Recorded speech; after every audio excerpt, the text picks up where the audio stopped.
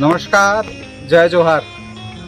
हम हैं अंबिकापुर शहर में, स्मार्ट अंबिकापुर, बढ़ता अंबिकापुर, संभाग मुख्यालय अंबिकापुर। यहाँ तक कि राज्य के सरकार में 2 दिग्गज कैबिनेट मंत्रियों का निवास स्थल अंबिकापुर।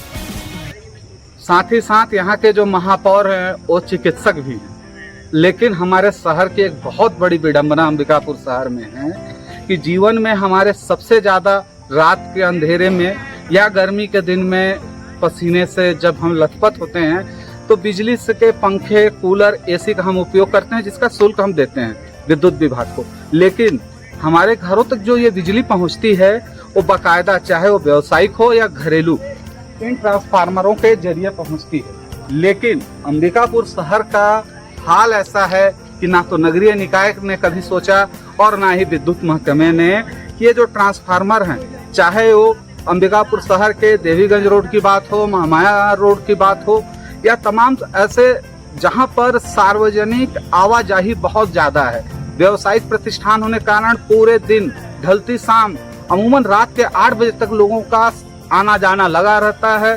साथ ही साथ यातायात दबाव भी रहता है। लेकिन इस बीच गलती से किसी की अगर बाइक, कार अगर इन खुले पड़े ट्रांसफार्मरों के जद में आ गए तो कितनी बड़ी दुर्घटना और हादसा के रूप में बदलेगी। या यूं कहें कि ट्रांसफार्मर में एक ऑलरेडी एक विस्फोट का कारण हो सकता है।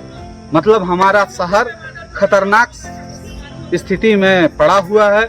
लेकिन ना तो कभी किसी विद्युत महकमे ने इसकी सूद ली है, ना नगरीय निकाय ने। अब ये बताइए कि जब हम उसका सारा शुल्क अदा कर रहे हैं समय पर, नहीं तो विद्युत विभाग के तो कर्मचारी आकर घरों पे लोगों के कनेक्शन काट देते हैं। लेकिन खुले पड़े इन ट्रांसफार्मरों के फ्यूज और तमाम जो तारे हैं, इन पे क्यों नहीं सुरक्षा के लिए कोई व्यवस्था की जाती है? आखिर हर साल या एक यूं कहें कि हर महीने लाखों रुपए विद्युत विभाग के द्वारा मरम्मत और रखरखाव पे खर्च किया जाता है, जिसमें जेआर स्तर से लेके डी स्तर तक अलग अलग माध्यमों से जो बजट आता है और निगरानी में जो पैसे खर्च होते हैं, आखिर वो खर्च कहाँ होते हैं? शहर में आप तारों की जगह पर देखें तो जो वहाँ से कनेक्शन के मकड़ा जाल हैं कि गलती से किसी अगर नए व्यक्ति ने हाथ लगा दिया तो उस करंट के झटके में शायद उसका आधा शरीर सुन्न हो जाए और ऐसे आलम में कहीं जद में आ गए तो जीवन बचाना ही मुश्किल होगा।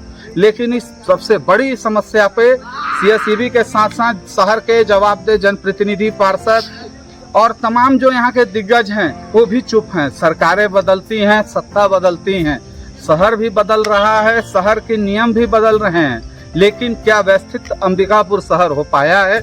इस सवाल का जवाब ढूंढने की कोशिश में हमने ये कड़ी प्रारंभ की है।